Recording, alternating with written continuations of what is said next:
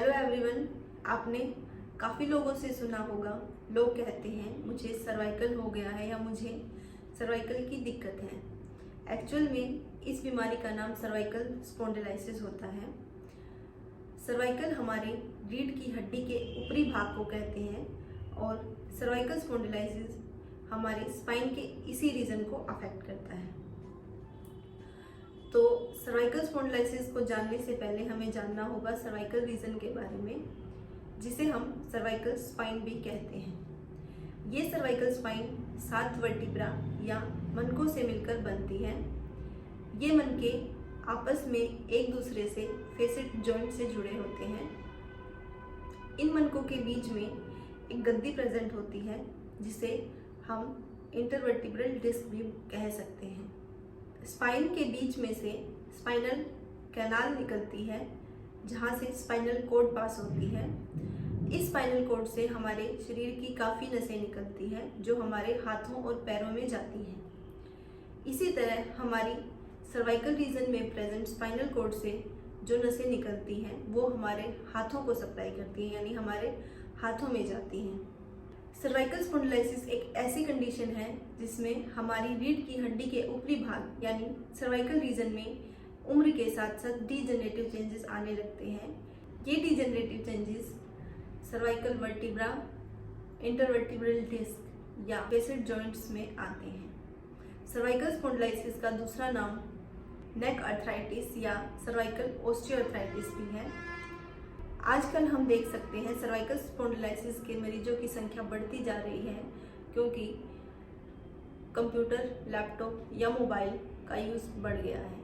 अब हम बात करते हैं सर्वाइकल स्पॉन्डिलाइसिस किन किन कारणों से हो सकता है।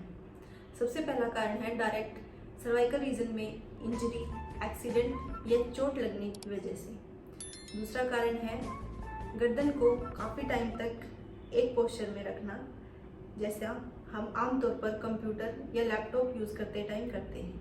तीसरा कारण है wear and tear of cervical region, यानी बार बार गर्दन के इस्तेमाल करने की वजह से उम्र के साथ सर्वाइकल रीजन में प्रेजेंट डिस्क या जॉइंट्स में डीजनरेटिव चेंजेस आने लगते हैं। सर्वाइकल स्पॉन्डिलाइसिस जेनेटिक कॉज की वजह से भी हो सकता है, यानी अगर आपके परिवार में पहले आपके दादा दादी या नाना नानी में से किसी को अगर ये प्रॉब्लम है तो कुछ % चांसेस है कि ये कंडीशन आपको भी हो सकती है।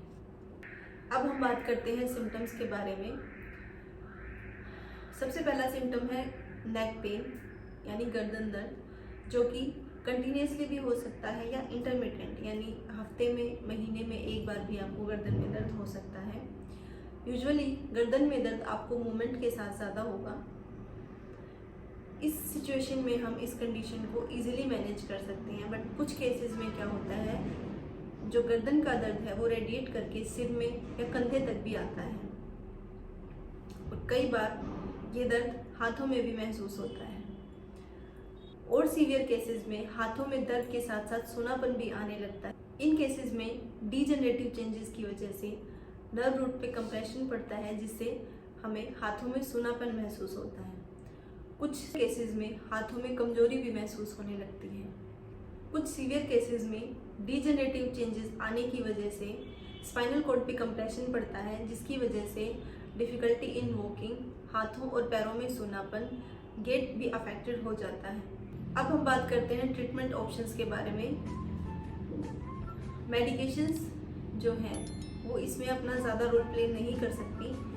इसके लिए जो सबसे मोस्ट इम्पॉर्टेंट ट्रीटमेंट है वो है physiotherapy treatment plus regular exercises, यानी आप किसी एक्सपर्ट फिजियो से कंसल्ट करें और उनके द्वारा बताई गई ही एक्सरसाइज ही करें। आप कभी भी खुद से कोई एक्सरसाइज ना करें, क्योंकि ये आपकी कंडीशन को या आपकी बीमारी को बढ़ा भी सकती है। अगर आप नेक पेन से रिलेटेड एक्सरसाइजेस जानना चाहते हैं तो आप मुझे कमेंट बॉक्स में लिखकर ज़रूर बताएं। अगर आपको मेरी वीडियो पसंद आई तो लाइक, शेयर एंड सब्सक्राइब करना ना भूलें।